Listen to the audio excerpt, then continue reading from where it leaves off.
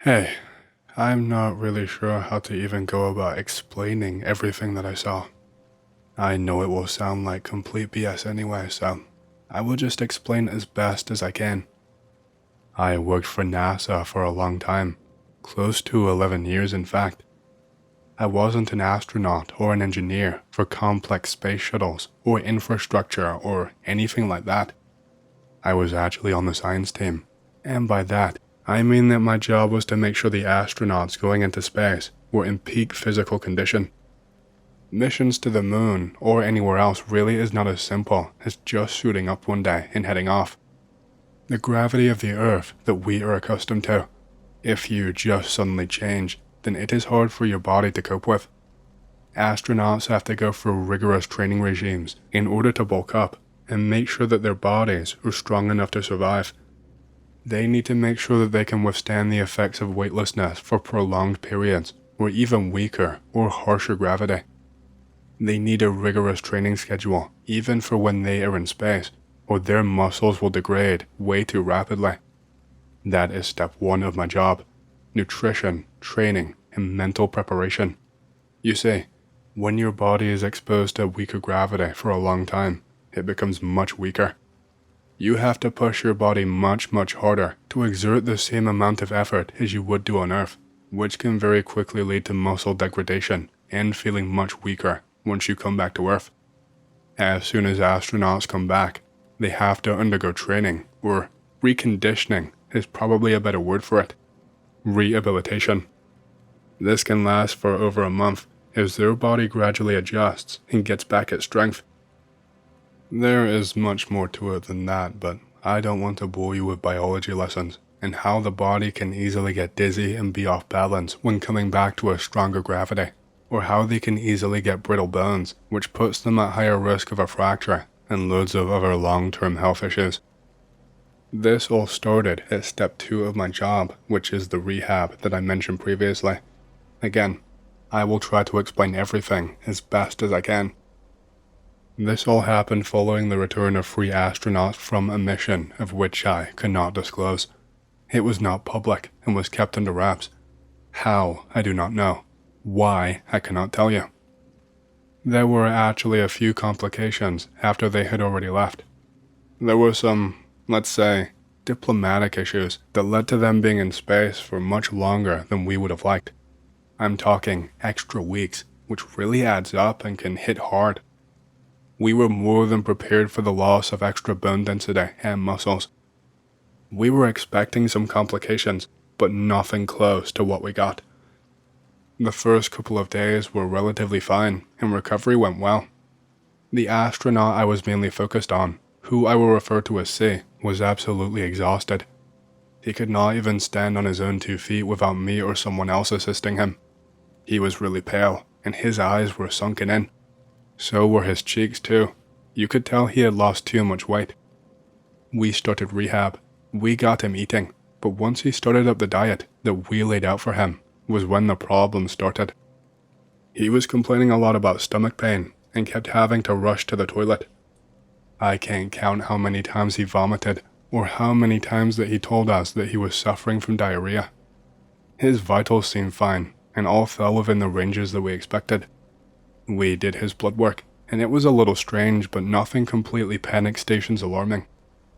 There were the usual elevated markers that we see all the time after radiation exposure and prolonged isolation, but that's about it. One thing that did stick out to me was that his eye looked kind of infected.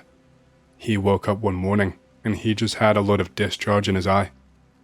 It was only in his left one, and it was so much that he woke up and physically could not open his eye. We wrote it off as conjunctivitis and made sure to have it cleaned and sterilized with eye drops every day, and we give him antibiotics. At this point, we still had him in the facility on a normal rehab schedule, but after this next event, we had him under 24/7 observation. I remember that we had him on the treadmill, and he was just going at a steady pace. He was struggling, which was to be expected, but at some point, he just started clutching at his face. He was holding his own eye, and then squeezing his mouth, before he started just slapping his own forehead. I asked him what was wrong, if he was okay, and etc. I made sure that the entire team was alerted, but he just ignored me and continued slapping his own head, and then he just turns around to face us and steps off the treadmill. He's just taking these really small, drawn-out steps towards us, slapping his forehead repeatedly, and he is grinding his teeth, it looks like, and I am trying desperately to ask him what is wrong. And before he gets close to us, his legs just give out from underneath him, and he vomits all over the floor. I'm talking a lot of it. I have never seen so much come from one person. But the worst part about it was that there were no bits of food that came up. The vomit was, I don't know how to say this, but it was black in places. There were bits of blood and some black substances that looked really thick. It looked almost jelly-like. After vomiting like this, he just passed out in the puddle, and we had him whisked away to be treated and then observed. We were basically rotating and pulling overnight shifts just to monitor and figure out what was wrong with this guy. We checked his vitals again, put him through every kind of test that we could without putting his body through too much. His heart rate was through the roof. We measured it at around 400 BPM, but it was never consistent and sometimes measured higher. This, of course, was only when it spiked. It was not constantly 400 BPM, otherwise he would be dead. And part of me still thinks that the readings might have just been wrong. His temperature was beyond what you would have if you had the flu. If you put your hands anywhere near him, you could actually feel the heat radiating off of him, but we still could not track down the root cause of the issue. Antibiotics were not working, and we could not detect any known bacteria or virus. The second he went into observation, anyone working with him had to wear the appropriate gear to stop the spread just in case. We wanted to put him through an x-ray, but we were told not to immediately and to just observe for now. This is going to sound horrible, but the smell. My God, he smelled so bad. It was a kind of an earthy smell, but I could also smell vomit and blood at the same time, but it was so overpowering. It's like the smell hit the air and then got amplified by 10. He did not wake up again for 24 hours, by which point his body had degraded and there was serious cause for concern. He should have been getting stronger, but he was not at all. His muscles were continuing to degrade, and he could not keep any kind of food down. It was more like he had rabies or something, because the second any food or water was brought near to him, his heart rate would spike, which on its own seemed impossible. His BPM would go from a normal resting BPM back into the really high range, and half the time I questioned whether the monitors were even working properly. And then he would start to struggle and fight, and he had to be restrained and sedated on more than one occasion. He just started to worsen and worsen and was losing muscle mass and bone density at a rate that did not make sense. His face got thinner and more sunken in. His eye, the conjunctivitis never cleared up, it actually got worse. It eventually spread to the other eye, and every day he would basically have both eyes glued shut unless we cleaned them for him. The discharge was weird too. It was more gooey than anything, much thicker than anything that should be produced. He did not have any energy to speak. He would just lay there and would not even follow you with his eyes. If you spoke, he just stared up at the ceiling. The veins in his eyes were becoming much redder and more stressed. They looked like a vessel was going to burst. His veins pretty much all over his body started to gradually become more visible and risen and almost thicker, I guess. Like his veins just seemed enlarged, even though I know that makes no sense. His resting heart rate was actually dropping over the days and would only be high if he was struggling. Neurology tried to run tests, but his reactions were either delayed or non-existent. He would only ever react when bringing in food or water, or if you tried to restrain him or inject him with anything. When we observed him, we noticed that he would move weirdly and his body would have these random spasms. I would go in on a morning to check on him, and his eyes would be wide open, staring at the ceiling, and his body would just be shaking and moving. He would move his arms and legs and shake them and bend them, but it did not look like he was even meaning to. The way he was just staring at the ceiling, it looked almost as if all of his bodily movements were done automatically rather than consciously by him. We forced an x-ray on him. We had to do it while he was strapped down to a bed, because he was becoming increasingly violent. The second that we turned the machine on, he screamed like a full-on high-pitched squeal. He started hissing at us like a damn cat and baring his teeth and trying to grab at us. We found something in there that I can't really explain even to this day. After we found this, we were ordered just to observe and not to interfere with him anymore, and it wasn't really explained to us why. We were told just to let him rest and recover. We found some kind of mass. There was something long and stringy that we found somewhere inside his intestines, and it was coiled in places. It looked long, and I had never seen anything like it, but it was not a tapeworm or anything, because the long stretches and coiled sections, they connected to some kind of a mass. It was not gigantic, but it was big enough to show up. We ran all kinds of tests and looked for all kinds of solutions before we were shut down and told to just observe. We protested. Believe me, I fucking tried to have it overturned so that I could help him not waste away, but orders were orders. The entire mission was already under lock and key, so me causing more of a fuss and ignoring orders would have been a big mistake. One of us would be on shift all night and monitor vitals and any movements. I would occasionally go in and try to exercise and move his arms and legs for him while he was asleep or sedated, but it was not really any use. He was fading, and quickly too. I think maybe an entire 3 weeks passed by until something incredibly bad happened. The guy was practically a skeleton, and we had to force feed him with a damn tube just to keep him from dying faster. It was so inhumane, and I do not understand why we were not allowed to help him. Surely you would just let him die instead if you knew something that we did not. End his suffering maybe. Man, it makes me mad just to dwell on it. But yeah, 3 weeks went by and an attack happened, but I was not in the room to begin with. I got radioed and heard an alarm, and I had to rush over and only really caught the end of the struggle. Another scientist had gone inside to get readings and to feed him, and somehow, despite him being on death's door and having very little muscle mass left, he managed to break through his restraints. Examining them after, they looked like they had been dissolved with some kind of chemical, which made no sense to me. I was told after that he had been vomiting again, and vomited more of that black stuff mixed with blood all over himself, and suddenly, he just leapt up and tackled her to the floor. He did not even overpower her, he just took her by surprise and caught her off balance. He kept trying to grab her, but he did not have the strength to hold on. She sounded the alarm, and we had armed security on standby, ready to intervene. That's around the time I made it there to see what was happening. There were 3 men in there, and they were closing in on him, but the astronaut never took his eyes off the scientist. He tried to make a run after her, but he was grabbed by security, but he still did not shift his eyes.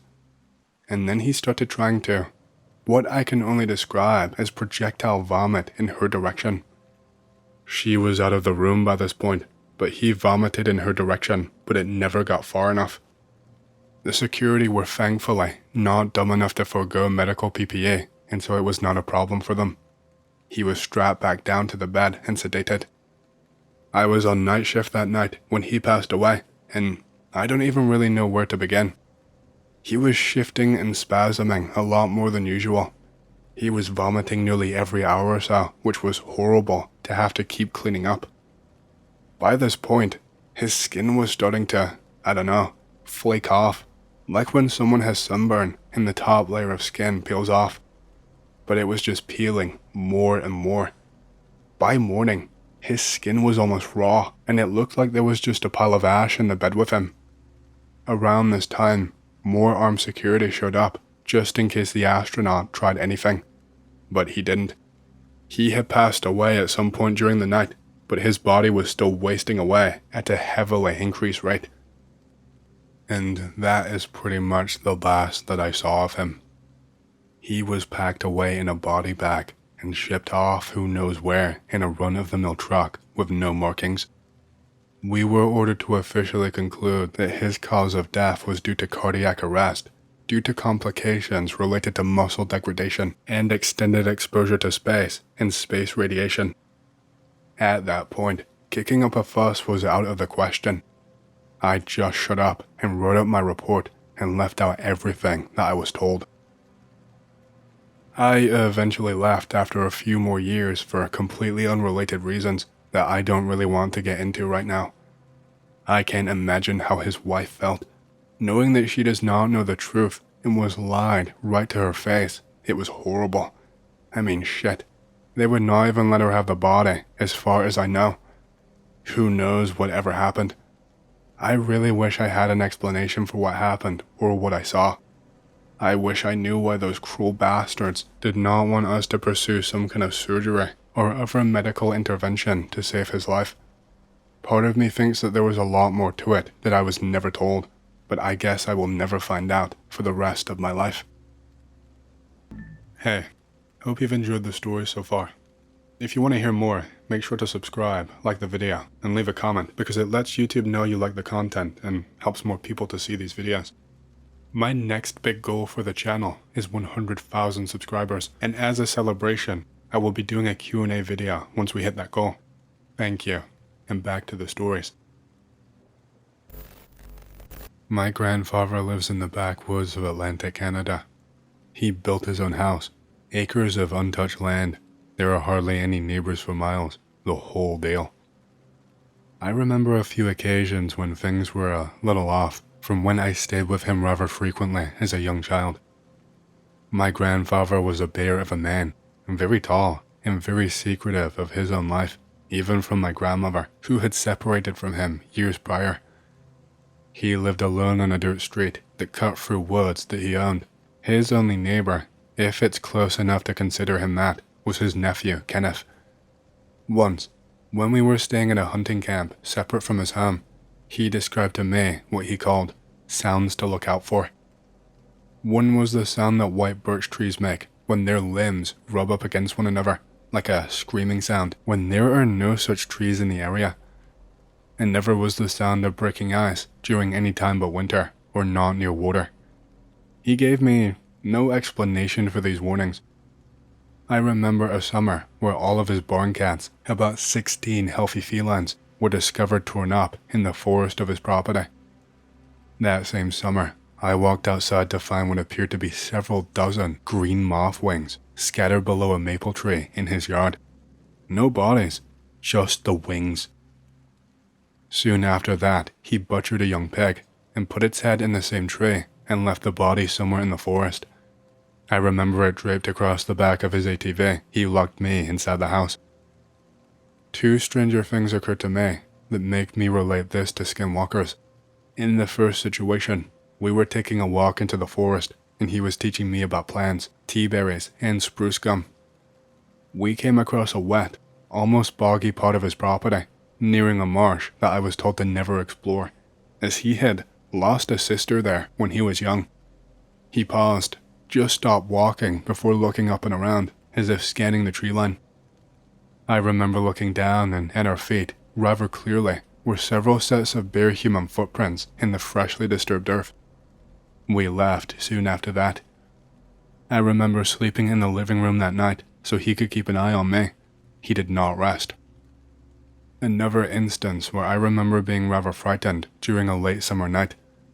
There were never any visitors of note at my grandfather's house. Maybe a handful of times a few of his old friends stopped in, but they never stayed for too long or too late.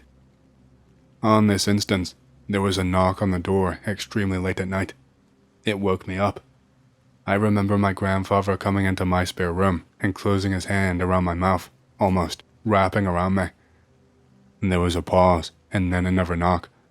By the time I was fully awake and frightened, my grandfather kept his attention trained on the two windows in the bedroom, each on the corner of the house.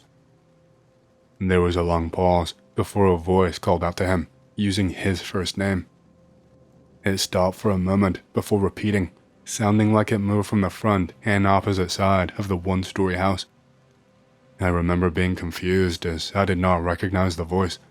My grandfather and every adult that I had ever heard referred to my grandfather had referred to him as my pet name for him, or Phil. At this time, the voice called out Philip. We stayed, uncomfortably bent over the side of the bed as the voice moved around the house, stopping and calling his name with decreasing urgency each time before stopping at one of the windows of the spare room that I slept in. I remember seeing a shadow slip up against the darkened glass, likely cast by the property light. My grandfather then covered my entire face with his hand. The voice spoke his name again, lowering to a whisper. It stayed there, as if trying to rouse him from sleep, although his room was a window over and he never slept in the spare. It paused, then asked if he was in there, flatly, as if it already well knew that he was awake. It then spoke up. It's Kenneth. It said that it had some trouble with its car, just down the road a bit. It could not get home. It was getting cold. I recall its voice taking on a whining tone before stopping. It said finally that it would come back tomorrow. My grandfather kept me close that night, not sleeping. I left the following day, early in the morning. I barely visited my grandfather after that. Instead, I was pushed off on my grandmother, staying with her in town as there was much more to do.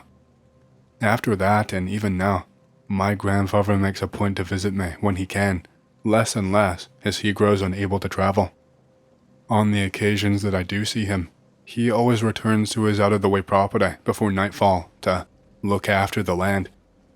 He always says, in an almost boyish voice, that he'd better get home before it gets too dark. I worry about who will have to look after the land after he goes. I am the only grandchild that he has. I was 19 years old at the time that this happened. I had just recently moved into my own place that backs up to some desert hills in Nevada. Supposedly, there are some nice bike trails back in the desert, so I ask around for some more info about them. My neighbors inform me that it's a nice loop trail, but that I should make sure to stay on the path. Something about a tribe of Native Americans getting pissy about trespassing on their turf. I don't think too much of it, and I set out on the trail the very next day. It's hot and I forgot water, so I am dead tired about halfway around the loop. It's pretty normal, aside from not seeing any wildlife at all, which I was pretty bummed about. The only weird thing was a constant humming noise, like power lines, but it sounded like it was coming from underground. I make it back and decide to go out off the trail tomorrow. I try to make the top of the tallest hill. I wake up and pack properly this time before heading out. I hike about 3 miles out to the base of the hill and start my climb. I make it about halfway up the hill, and I can't shake the feeling of always being watched. It's not an easy climb, and I am exhausted by the time I get to the top. Right in the center of the peak, there is a strange black slab of obsidian, which is strange because it's the only hunk of obsidian I've ever seen out in this desert. I explore the peak a little bit and find a small cave that goes into the backside of the mountain. The entrance is only about a foot wide by 2 feet tall, and there is freezing air coming out of it. It's perfectly symmetrical, sort of like a rectangle with the top slightly smaller than the base. It looks almost cut into the stone by hand. I stick my head and my phone flashlight into the cave. It goes straight down, almost like stairs designed to crawl on. I could probably fit in, but I'm getting all sorts of weird vibes from this hole, so I decide to head back home. I climb back up to the peak to head back down the other side. I am looking at the pretty view of my neighborhood from the top of the hill. I almost don't notice it. On the slab of obsidian, there is what looks like a hiker's totem, a small stack of rocks, but made out of animal bones. Really, it's no more than a pile of bird and snake skulls, but it wasn't there before, and I am officially creeped out. I look around to make sure that I am not being watched, but I don't see anything out of the ordinary besides that. I head home and go to sleep. Funk. The first thing I saw when I woke up was my clock next to my bed. 3:08 a.m. I am groggily trying to orient myself when a second impact rattles my window inches away from my head. It sounds like someone just slammed the palm on my window from outside. I see movement in the corner of my room. I let my eyes adjust, and I realize that it's my cat who is really freaking out at the sounds. I grab my shotgun out of the closet. I load some double-aught buck and prepare myself to defend the Alamo from whoever is attacking. I grab my cat and head to the bathroom, my gun pointed at the door. There is no more noise, and I head outside at about 7 a.m. once the sun is up. I check out my window, and aside from the bushes outside being trampled down, I find nothing interesting. It's happened again 2 or 3 times since then, and I still hike that desert all the time. I have found countless of their little totems on that slab, and one time, even the head of a damn coyote. I have found 2 more caves in different locations, both almost identical to the first. I have never explored any of them. Every time I get close to one, my house gets harassed that night. I always feel like I am being watched now when I am home or out hiking. I only feel alone when I am not there. I am not sure why they have not come and killed me yet. Pick related. It's the entrance to cave number 2. The only people that know or have been told this story by me are family members as far as I know. This happened back in 2005. Me and my family are camping in the Sierra Nevada mountains. We are up there for 4 days and 3 nights. On the second day, me and some cousins take my dad's truck and just drive around. We get kind of lost, but we don't really care, and we come across this trail. We are driving on the trail. The trail seems completely forgotten, as there are bushes on the side of the trail that make it kind of hard to drive without getting scratched. We keep on taking this trail until it abruptly ends, so now we are in the middle of nowhere. We see a creek and we follow it. We decide to relax and have a couple of beers.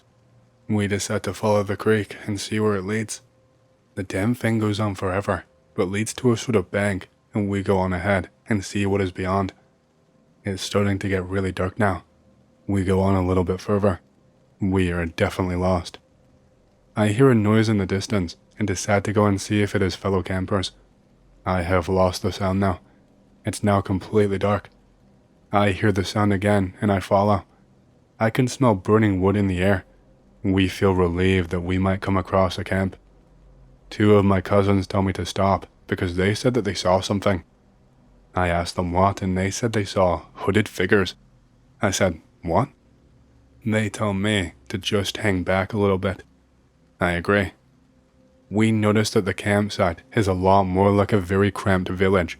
Little huts or cabins are throughout the site. I say excuse me to get whoever is in the site's attention. I finally see about 4 hooded figures. One of them says, do not come any further. He approaches me. He says that I am a long way from where I belong. I ask for directions back to the creek that we were following. The figure says it cannot help me on that, but can assist in something else. I say that's okay and just want to leave. I got really bad vibes. I can't see my cousins anymore. I ask where they're at. The figure says he saw them run off. I am panicking now. I yell out, stay away, dude. The figure says something like, that is not going to happen. I am quickly looking around the site, and I notice strange things from what I can tell in the limited light. I see a tarp with someone inside of it. Is that person dead? I am seriously freaked the hell out, and I think I'm going to die. I start to cry a bit. I see a bench with a bunch of knives and other stuff. I take off and run for my life. I have no idea where I'm running to, but screw it. I finally hear and follow the creek back to the truck. I see my cousins there and fucking yell at them for leaving me back there. They said that they are sorry and said that they freaked out after they saw something. I asked them what they saw. They said that they noticed a tent not too far out from where they were at and saw what they thought was a body all cut up. I say let's get the hell out of here. We do. We get back to the campsite, and the family members that are still up are worried sick about us. I tell them what we saw. They don't believe us. I'm like, what? Why don't you believe us? My aunt says that she saw us at a campsite nearby, and apparently, we said to her that we are just going to be out a little bit longer. I am totally mind-fucked.